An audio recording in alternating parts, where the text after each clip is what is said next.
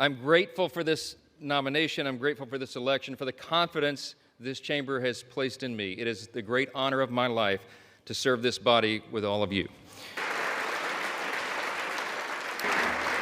This is a momentous time in the history of our nation. It really is. And as members of the 119th Congress, we are stewards of the great American Revolution that began almost exactly now 250 years ago, 1775 and 1776. It will fall at the time of this Congress, the great anniversary. And in these 2.5 centuries, we've been reminded repeatedly that freedom is never free. And we have stood tall as the greatest nation on the face of the earth. It is without debate. We are the freest, the most powerful, most benevolent nation that has ever been in the history of the world. We have a mandate, and that was shown in the election cycle. The people want an America First agenda. They do. Sadly, for the past 4 years of divided government, too many politicians in Washington have done the opposite. Open borders and overregulation have destroyed our cities and stifled innovation. Inflation and weak leadership have left Americans poorer, and they have placed our country in a perilous position. That's right. But in recent months, we've witnessed something happening, something that's really remarkable, a political moment in our modern history. A groundswell of Americans from every state, race, and religion who now demand that we put the interest of Americans first again, and we will, and we will.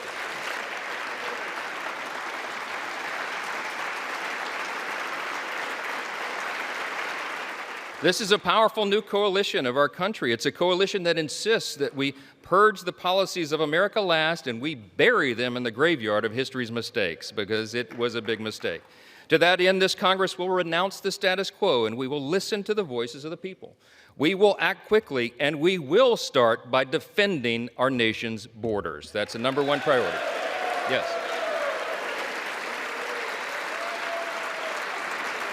In coordination with President Trump, this Congress will give our border and immigration enforcement agents the resources that they need to do their job.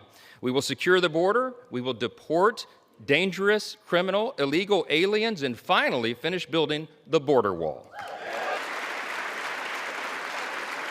After 4 years of high inflation, we have a big agenda. We have a lot to do, and we can do it in a bipartisan fashion. We can fight high inflation, and we must. We'll give relief to Americans, and we'll extend the Trump tax cuts. We're going to expedite new drilling permits. We're going to save the jobs of our auto manufacturers, and we're going to do that by ending the ridiculous EV mandates. We're going to drastically cut back the size and scope of government. We're going to return the power back to the people. And in coordination with President Trump and his administration, we are going to create a leaner, faster, and more efficient federal workforce. We need to do that. For too long, the Washington establishment has sought to appease and accommodate our nation's adversaries. They've tried to replace our military warriors with social justice warriors. It does not work. And while we're still the most powerful fighting force in the history of the world, by God's grace, the same establishment has eroded the capacities of our Army and Navy and diminished the readiness of our Air Force. We have to put an end to this madness.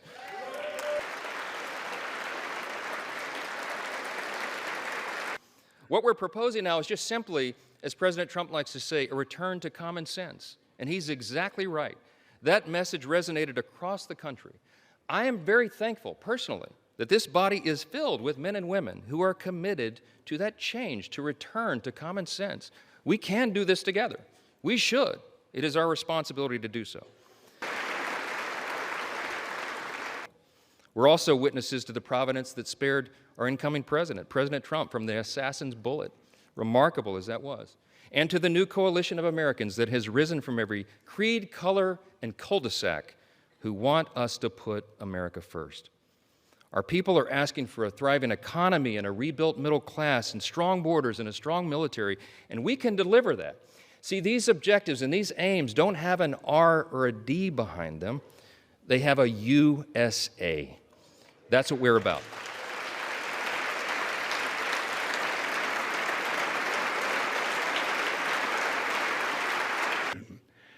And that you will well and faithfully discharge the duties of the office on which you're about to enter. So help you God. I do. Congratulations, Mr. Speaker.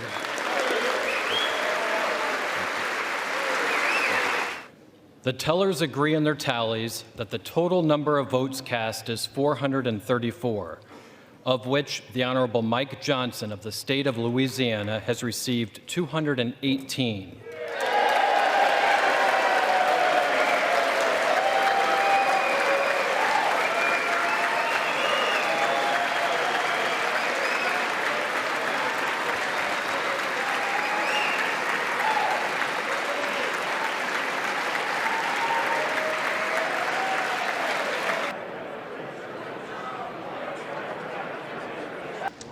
Mr. Norman is recorded as Jordan.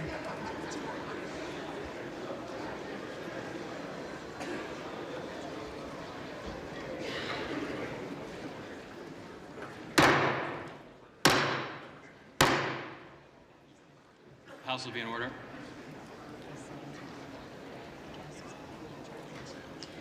Mr. Norman Johnson.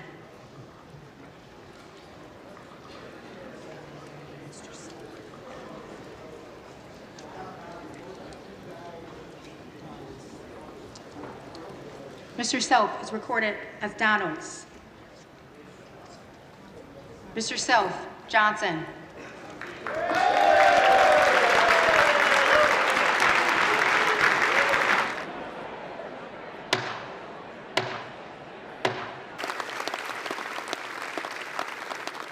It is my honor to present our conference's nominee for the Speaker of the People's House, the Honorable Mike Johnson from the state of Louisiana.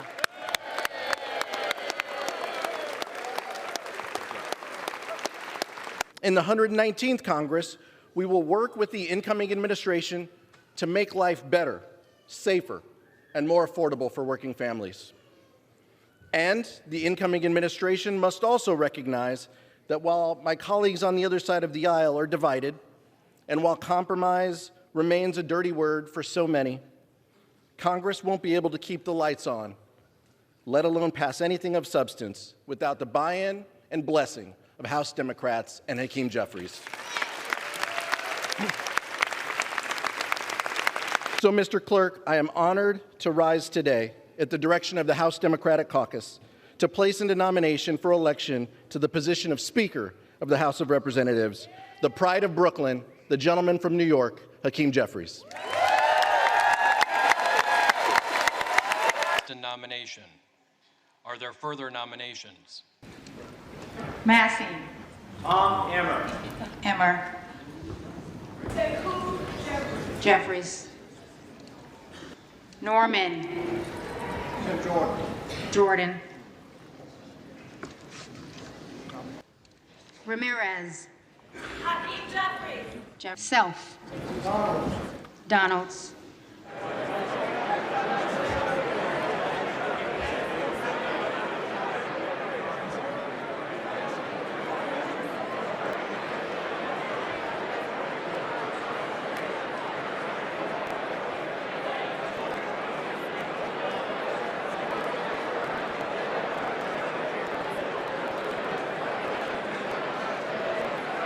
Congressman Mike Johnson was elected Speaker of the House after a contentious but ultimately successful Speaker vote.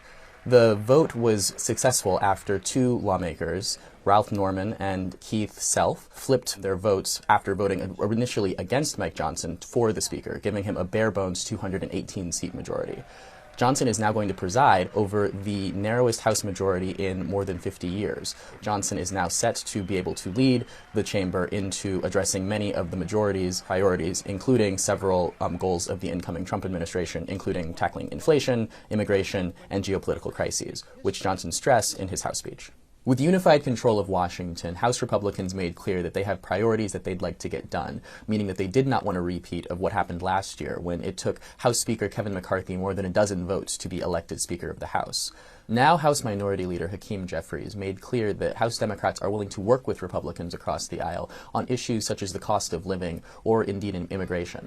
He did make clear, however, also that Democrats would oppose efforts to cut spending on entitlement programs such as Medicare or Medicaid, as well as restrict access to abortion. Nothing can get done in Congress until a House Speaker is sworn in, meaning that with this order of business out of the way, lawmakers will be able to begin on crucial tasks like the certification of the 2024 election and hearings for nominees of the incoming Trump administration.